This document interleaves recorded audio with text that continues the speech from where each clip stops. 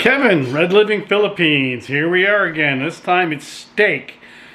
I've showed you steaks I've cooked and they're okay. Problem is they're tough. I found a way on the internet to tenderize them. I looked it up. I tried a couple things. This works the best. It makes it to buy the local steaks without buying expensive American, or the most expensive. Brazil is less, and Australia, but local steaks the cheapest. So here we go. Let me get on this side over here. So these are S&R steaks, as you can see. We got some a couple packages of T-bone, and what's the other one? They're all T-bone. Oh, they're all T-bone steaks. I thought we got a different one. No, they didn't have any. So what you got to do is see this sea salt or pink salt, the coarse stuff that you grind. Okay, let's show. You pat your meat off so it's dry, and then you salt it. Push it in a little bit, and flip it and salt the other side. And then you have to dry it in the rack. We're using a turkey roasting pan. You need to dry it in the rack in the refrigerator for overnight. We do it a day, overnight. You can try it less. It says the thicker it is, the longer you need to do it. The thinner it is, the less you can get away with it. We pretty much do it after dinner. You know, regular dinner, and then if we're going to have steak the next day, we take it out of the freezer, let it thaw enough to be malleable by poking it with your finger, but still cold, and put it back in the fridge. And then after we eat dinner, we do this. And then put it in the refrigerator overnight, and then you'll rinse it. We'll rinse it tomorrow before we cook them. Rinse them and pat them back dry.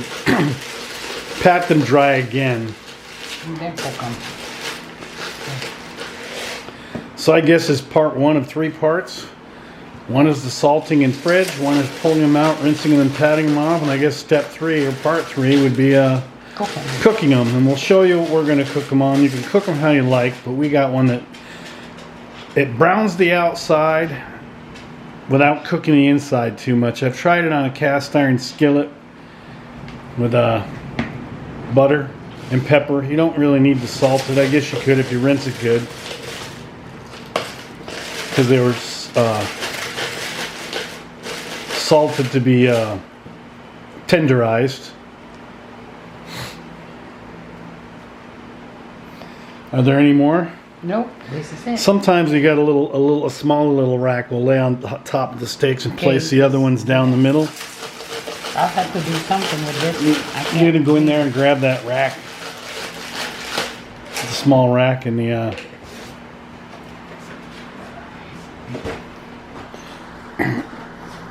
pantry. So we found a little rack.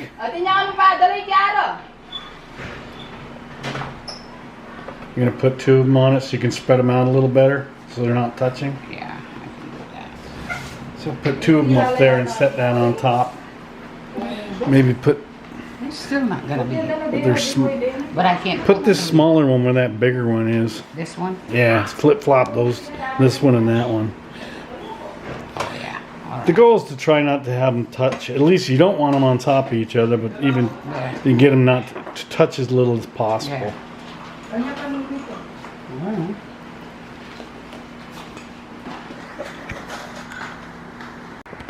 Gonna open this refrigerator. You got a shelf cleared off.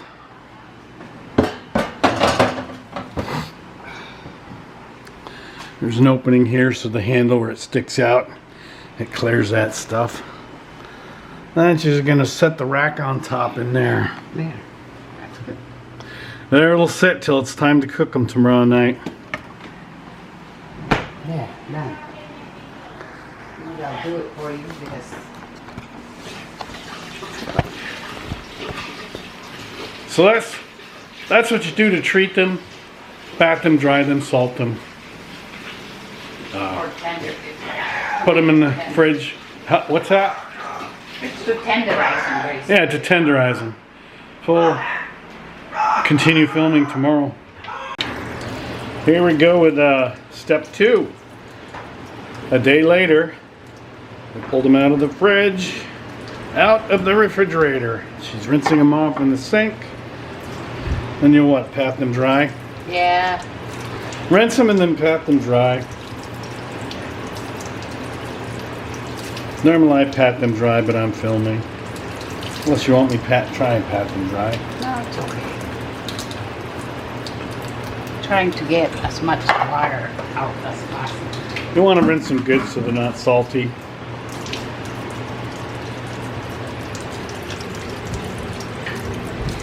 These are T-bone steaks, like I mentioned before.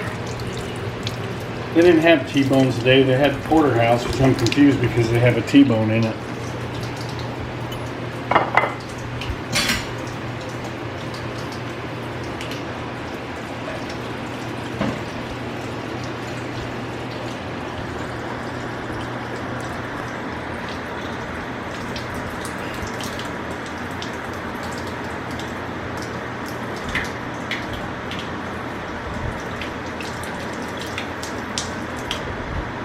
Hold on. You're gonna pat them dry and stack them up. I'm just gonna put.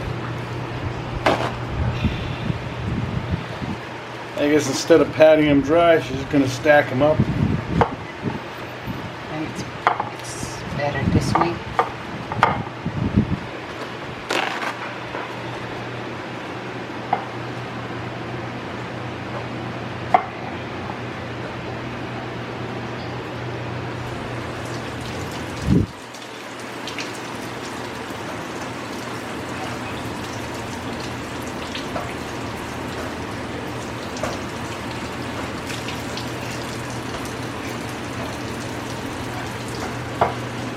Pretty much pat them dry and then cook them how you like them. They have a grill going out there. I'm not going out, it's hot. I'm making homemade mac and cheese. I'll do it. I weighed out some noodles right here. I'm waiting for my water to come to boil. Oh, and it is.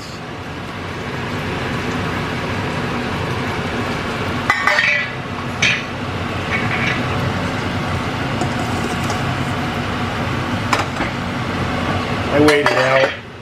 You could look on the package and guesstimate. There's that. They didn't have any mild cheddar or sharp cheddar at S&R. I got some pepper jack, some mozzarella, and a couple things packages of. They had sliced Swiss cheese, which I like. I prefer provolone, so I had this on hand. I'm just going to use the Colby and Monterey Jack cheese for this homemade mac and cheese. Here's all the cheese grated up. Whatever cheese grating I got, I fill the cup like that. Dump it in there. I'll have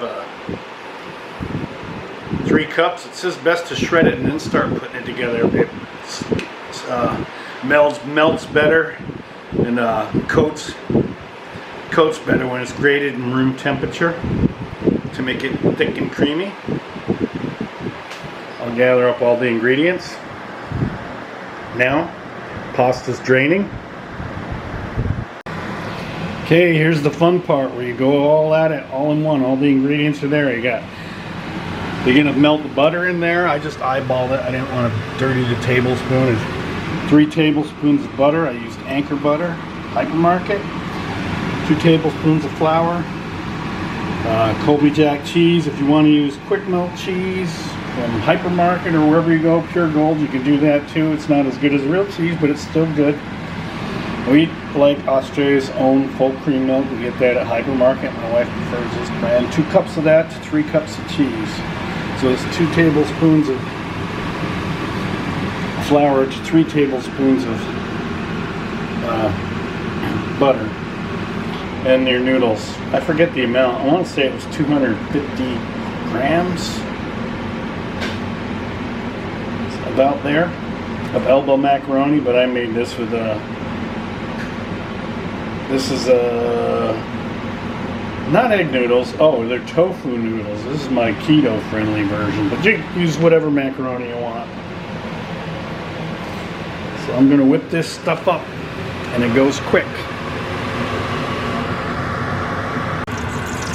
So I've melted the butter on low. I'm going to toss the flour in all at once. Mix it up, and as soon as it's mixed, I'm going to turn up the heat, and you just alternate between the grated cheese and the milk. Once you get some milk and cheese in there, after the butter and flour mix, and you can sprinkle 1/8 inch of pepper and not an 1/8 inch, an eighth of a teaspoon and a half of the salt. I'm just going to eyeball my salt and pepper. You can do the same. So there's that. If it's a little too hot, you can move it off the heat. I'm using a bigger burner, but you just stir that sucker up till it's all mixed in. And then you want to stir it as you add it. You want to let it heat up till it thickens, and then add some more cheese. Add some more cheese. As you can see, it's all mixed in. That way you don't have a floury tasting macaroni and cheese. So now I'm going to start alternating. Turn the heat up. Alternate between some cream. Full cream is what we use. If you want to use milk, go ahead. And a handful of this cheese. Now I'm going to sprinkle my salt and pepper in it, and I'll just add those two just keep adding those two till they're gone. And then when it's all creamy and mixed up, you dump your pasta in it and stir it in and let it cool, and it'll thicken.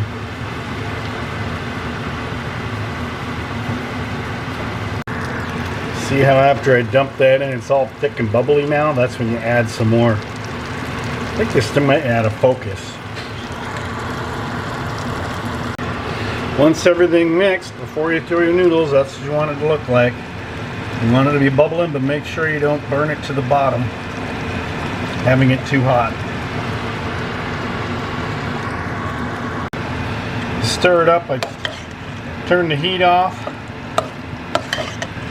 I brought it bubbling again one more time, stirring it so it doesn't burn to the bottom, and now it's all coated up.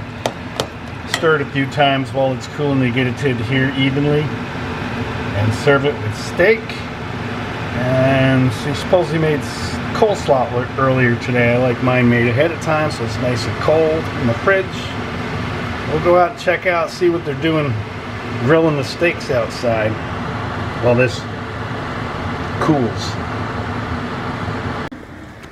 So since I had charcoal, they were using for a burner to cook some stuff out here. They decided to just cook the steaks one at a time. I guess this is the last one. This is mine. Yeah.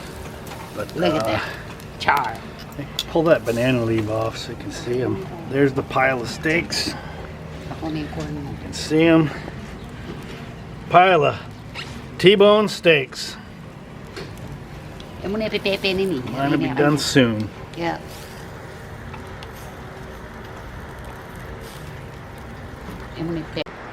Pile of T-bone steaks, the mac and cheese. Here's my plate. It's time to eat dinner. So that's what I thought I'd share with you on how the steaks come out better. Granted, they're not as good as US steaks, but I didn't have a problem with the local steaks, the actual flavor, even though they don't taste as good as US. No one can beat US steaks, but Brazil's pretty good, and Australia, New Zealand. But if you want to save, because I was looking at the frozen, the exact same steak, a T-bone from the one of those other, like from the US, it was 1,199 pesos per kilo, and you get one in a package. I got these, was 3 in the package. The unit price is what was it? $6.05. $6.05 per unit. So we got each of those packages. We got 3 packages of them. So they had 9 steaks. It was like a little 500 something peso. It's almost 60 to 1. It's like 59, so you could say 60 bucks is 10 bucks is around that. So it's about $30 a steak for 9 steaks, which isn't bad. So give it a try. Maybe it's something you'll like, you know, just Salt them up with that, either the pink or the white sea salt that you crush that you can get at S&R or wherever. Salt them up, let them sit, and rinse them off good, and cook them however you like. Thanks for watching. Give a thumbs up, a thumbs down, leave a comment. Subscribe if you're not subscribed, or not. Just keep watching, I guess, and you have a wonderful night. I will.